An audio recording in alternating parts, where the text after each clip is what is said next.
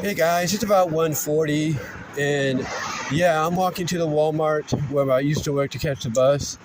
And the reason for that is because about, I would say 45 minutes ago, almost out of the blue, they were offering VTO, literally about an hour and a half before we actually clock out. So, myself and many others that were in tagging today, ESA electronic tagging, we said, okay, no problem, we'll do it, and we did, we did it. And it wasn't just us, it was people that were in tote making as well as, I think, stripping maybe and stuff like that. But yeah, it was just one of those days where it's like everybody was, in places that normally they wouldn't be in. And the reason for that is because we had some new faces being trained in the areas normally like I would be in. I mean, I thought today I was going to do stripping. Nope. Find out I thought I was going to do shipping because my name was on the board saying shipping. But no, it's stripping because he had a new person take over to be trained in that area. Then, after a bit, not even barely a moment in stripping, I end up doing tote making. And not even long after that, I'm spending most of the day in electronic tagging, putting the electronic tags on clothing. And I'm thinking to myself, this is one of those days where I feel VTO is coming, but we're just not sure when. And as the day kept progressing, it didn't feel like VTO was coming. And then as I was walking out, after I clocked out, they had agenda notes set for the day. And usually, in my opinion, they try to keep everybody around for those. But again, nothing happened. But again, almost an hour and a half before actual clock out time, here comes the VTO offer. And a lot of people, even those that have been there longer than those that actually started when I first started there seasonally 2 years ago, that became regulars, they basically, said, yeah, we'll go, we'll take it. Now, it might also have to do with the fact that it's been, unusual with the weather today. It's been a little rainy, cool, stuff like that. But also tonight on Prime Video, you got the 49ers and the Rams. So it might have to do something with that. But we'll have to see. We'll have to see exactly what the reasoning was and see how it affects tomorrow and next week. I mean, I know with the agenda notes, they just go over certain things and, and stuff like that, as well as maybe add in a few more amendments, like news items here and there. But I also know that they let us know what the schedule is going to be like. So I do know that come by at least 2:30 or at least, while I'm on the bus, I can check and see what the schedule is for next week, because it's either going to be, similar to this week, but in reverse, or it could be a whole week and we're good. We don't know. It might even be, it's crazy. It might even be a week where the LTEs, the seasonals, share a similar schedule to the part-times, the flexibles. Basically, it could be something like, oh, we go in at 6, but we get off at noon. What sense does that make? But still, it could be that, but we'll see. We'll see what they do. But outside of that, it's not what I'm here to talk about. It's not. What I'm here to talk about is something very wrestling related with a certain partnership right now.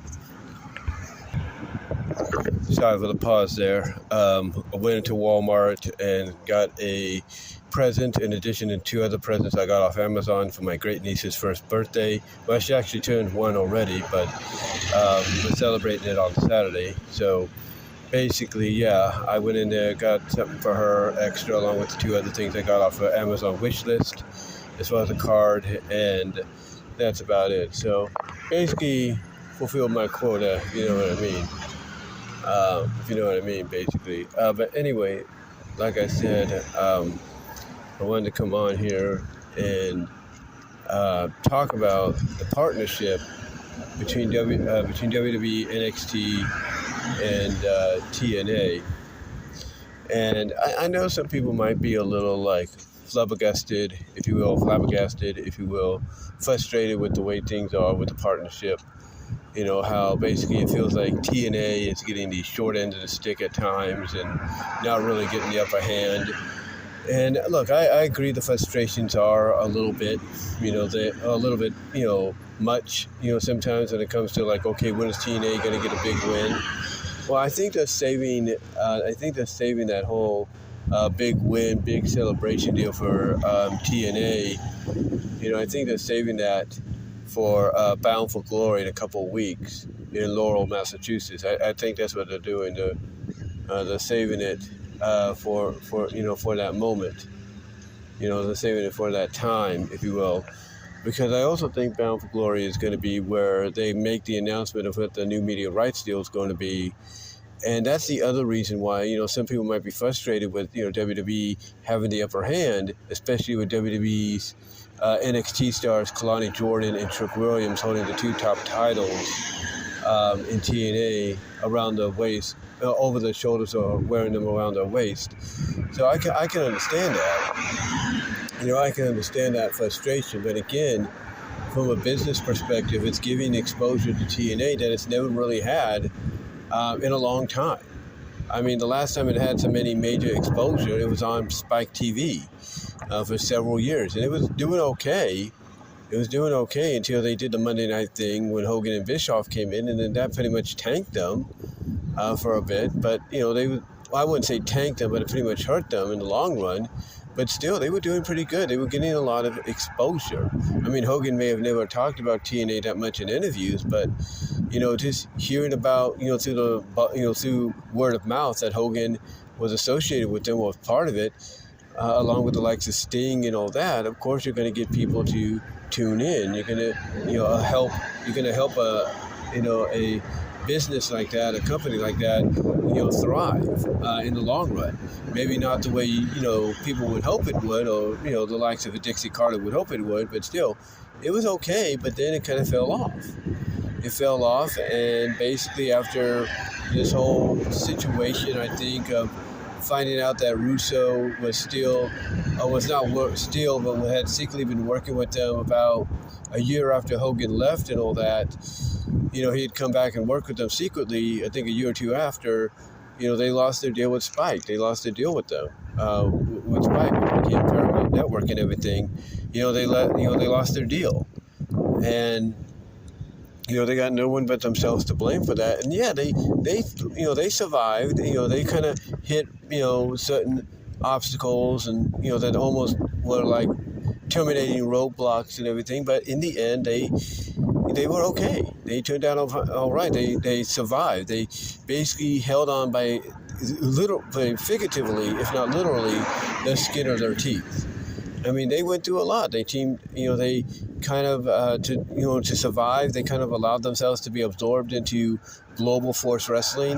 That didn't go nowhere, and that led to an invasion angle within the company of, TNA taking on Global Force, and TNA winning, that. So, so they tried that, and of course they've tried a lot of other things, but they've been fortunate enough through, God's will, God's giving grace to survive, to thrive and survive, as they are today. And now look where they are.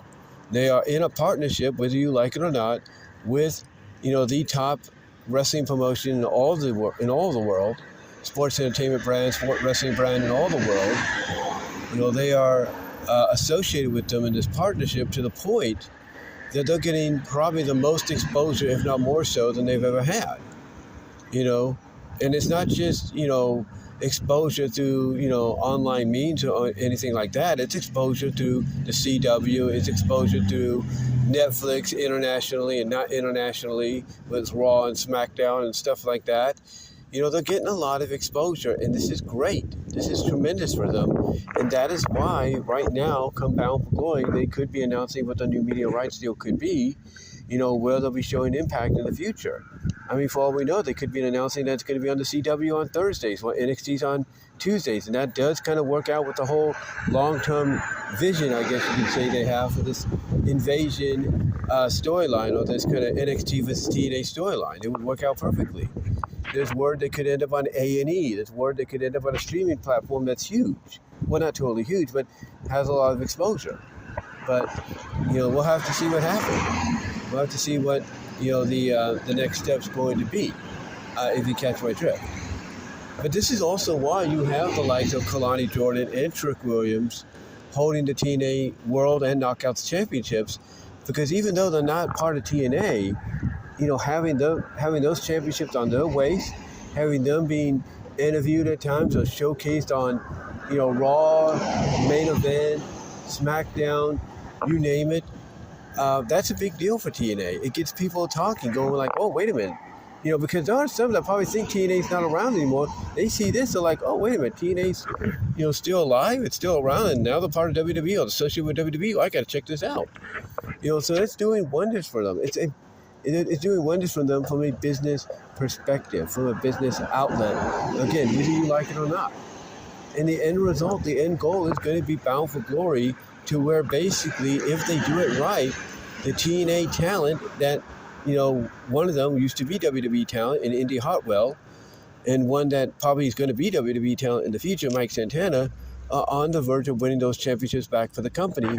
And then when it's all said and done, TNA will have all the championships back in their possession, along with having a new media rights deal that might be more, might be giving them more exposure than they've ever thought they would have.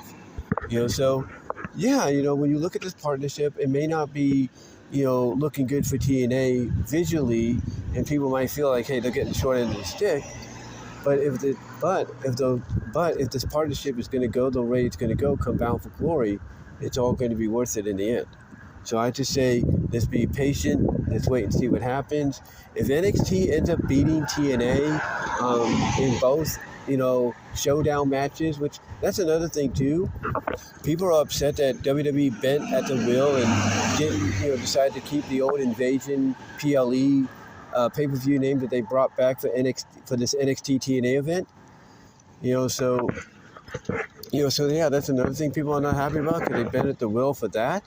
But again, it's about basically keeping a good image, if you will. Basically what it is, and I know I said again, and that's just me, that's just a habit I have, because I think I've said it before and I didn't. But the thing is, put yourself in WWE's shoes or any big conglomerate shoes. From a PR perspective, do you really want to have that nightmare on your head where it could cost you a lot of sponsors, if not money, in the near future? Do you want that kind of PR nightmare? No, you don't. You want to make sure you have enough money coming in. You want to make sure you have a lot of exposure, not exposure, but you want to make sure you have plenty of sponsors, wanting to be, part of you, wanting to advertise you, wanting to sponsor you and be part of you, stuff like that. You don't want to burn any of those bridges. You don't want to damage any of those possibilities, from a PR perspective, from a financial perspective, from a sponsorship perspective. You don't want to do that. So sometimes you got to make decisions that may not make sense. And in story, they did make it make sense, because they had Mike Santana of TNA come out and say, hey, this is not an invasion, it's a showdown. So that's how they basically were able to work around that in story, as well as from a PR perspective. Again, you may not like it, but again, put yourself in their shoes. Would you want to lose any potential sponsors or any financial money coming in the future? Or do you want to keep faith and have those sponsorships coming in, as well as the money as well? Let me know. What would you do? But anyway, though, I just wanted to talk about this, guys, because I know some people have their thoughts about it, have their feelings about it. But let me know what your feelings are overall about the partnership. Do you agree with some of the things I said? And what are your thoughts on WWE changing the name from Invasion to ShoWDown? Do you think it was a smart move PR-wise? Or do you think maybe they should have kept it and not bent at the will or bent at the knee? Let me know. And until next time, guys, I'll talk to you later. And until then, I am out. Peace.